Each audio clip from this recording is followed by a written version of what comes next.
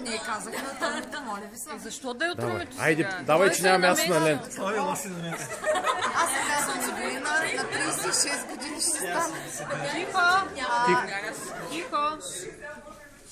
Не работя, имам 2 деца, гледам си децата и това е общо взето моят живот. Ходя на почивки, на екскурзии, това е. За кой ти да ставаш директор на банка?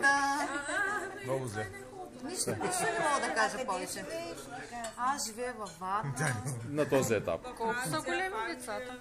На 6 и на 12 децата. Браво! Браво! Момиче и момче? 2 момчета. Мечтая си за момичета. И аз така. Вече внучетата. Това е. Давай нататък. Айде. Работя във Варна. Знаеш как изглеждаш? В 5-я месец съм. На широкоекранен телевизор ще те пуснем, ще се събереш спокойно. Женя съм 2 деца. Момчета. На 3 и на 5 години. Много са диви. Да, момчета. Варна въздуха е с мъжки. Работя много. Не съм успял, обаче работя за сметката много. Като какъв работиш? Сега в момента съм project manager. Менеджираме няколко големи проекта и с управление на проекти и проектиране. Значи не си успял тогава. Самия факт, че работиш. Работя повече. Ме не ходи като ти видя на екскурзия. Без да работиш. Сигурно, че да му ходи. Ама и моя мъж не ми отдава. Айде, Данче. Море, аз сега съм по майчинство, поработвам за някъде от месец, пак и по майчинство. Ти работиш деца. Бизнеса сега ще ми е тук с деца. Детските ще ги дига, което е много добре. Ще направим още едно. Браво на нея. 2 деца, момичето е на 3,5, момчетето е на 3 месеца. Аз ще карам. Това е. Силистра си. Да. Аз съм Здравейте, аз живея в София от доста време. Женен с едно дете на 5 години. Работя в банка, почти постигнах това, което бях заявил преди 17 години да стана икономист. Въпреки че съм с техническо образование, трябва да се реализирам в банката. Това е София, не е прекрасно място за живеене. Това се опитвам всяка събота и неделя да се махам от града и да ходя на планината. Някакъв активен живот да ходя. Да. Аз имам детенце на 7 годинки. Живея в Елен-Пелен. Управител съм на няколко магазинчета за компютри. И... Омъжена си? Омъжена, щастливо. Щастливо омъжена. И всичко около мене. Много добре. Да, мога да кажа. Мога да кажа, че не. По-силно, Надя. Знам, че обичаш да говориш тихо, обаче по-силно. Добре, по-силно. Значи, от много дълги години съм във Варна. Омъжена съм с син на 11 години, 4-ти клас е. Има време да постъпи в техническо училище или математическа гимназия, както той иска. Успешно съм се реализирала и си обичам работата. Каква е работата? Работя с деца с специални в областта на педагогиката.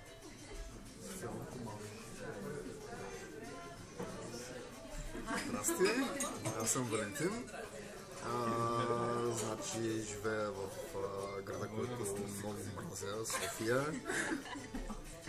По-точно работя в града, който много мразя. В същото време живея, имам 2 много хубави деца, много хубава съпруга. И да, това е тя.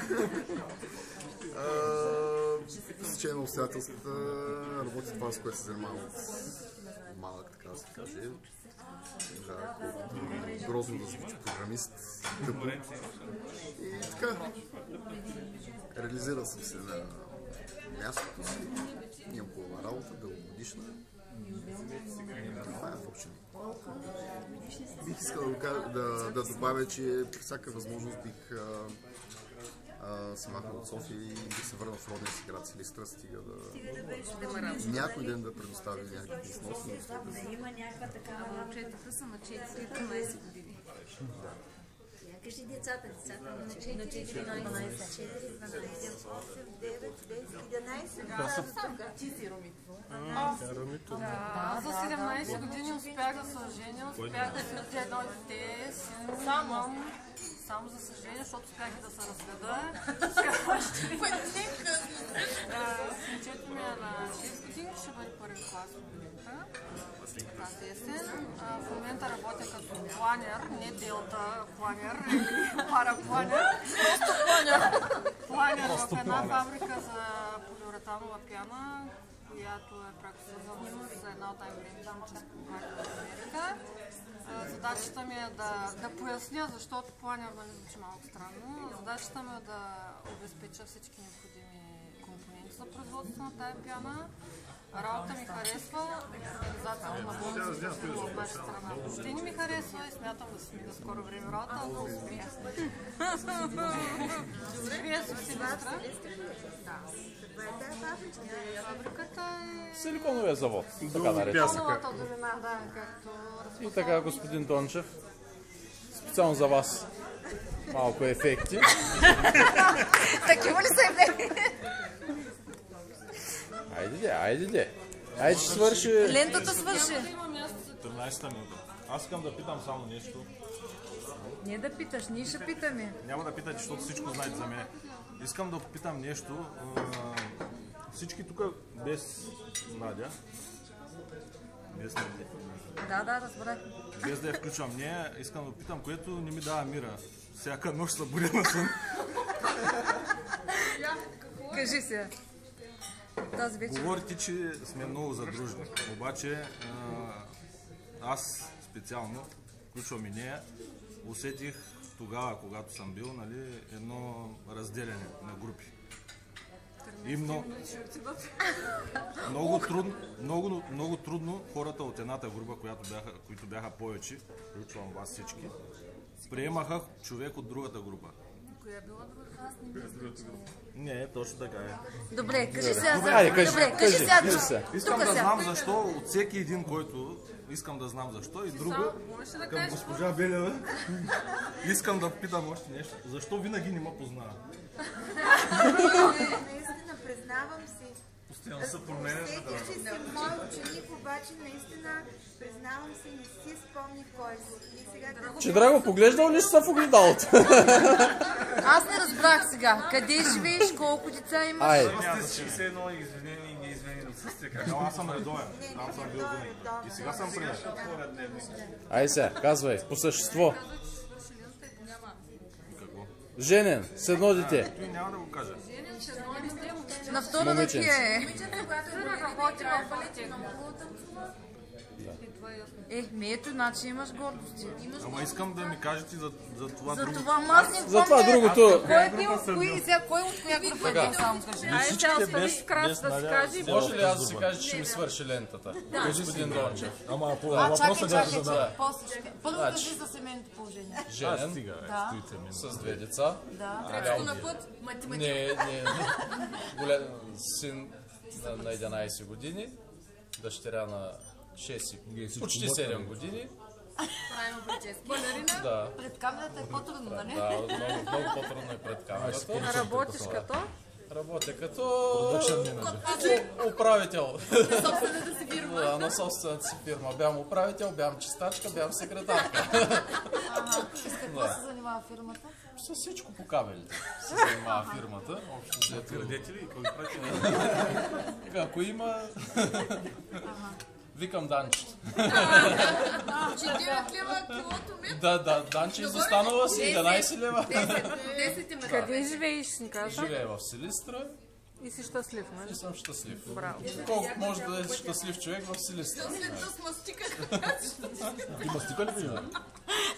Не му ли личи? Не му личи. Това е. Бих живял в Америка. Много да. Не, в Америка. Никой няма да отговори, нали? Айде, отговаряйте на Драго сега. С коя група е бил? Отговори искам. Другарките няма ли? Данчето и тя мога да изхвърлим от това, защото тя... Бягахме заедно и Айде, пушили цигари, моля другарките, се. докато не е свършило. Едва ли ще ви е интересно какво да ви кажем ние? Аз примерно мога да ви кажа, ако ви интересува, че от няколко години се опитваме да издигнем училището на нивото, на което беше по ваше време и преди вас. Просто някъде след 95-6 година училището стремглаво вървеше надолу и стигнахме, може да се каже, и дъното, да се изравним с училища като СПТ, машиностроение, строителен техникум. Добре, не ги изброявайте, че ще го качим в интернет, се обидят колегите. Искам да ви кажа, че училището гимназията има вече собствен сайт, който е динамичен.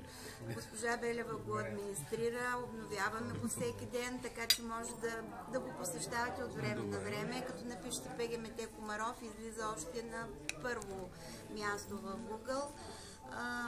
След 2 години ви казах, че ще правим 50 годишен юбилей, ще се радваме много, ако можем да издирим хора, които да ни помогнат да си организираме нещата по един добър начин. Нямам предвид финансово само, а въобще да издирим добре реализирали се наши ученици, с които да се опитаме наистина да издигнем авторитета на това училище. Имаме страшно много идеи.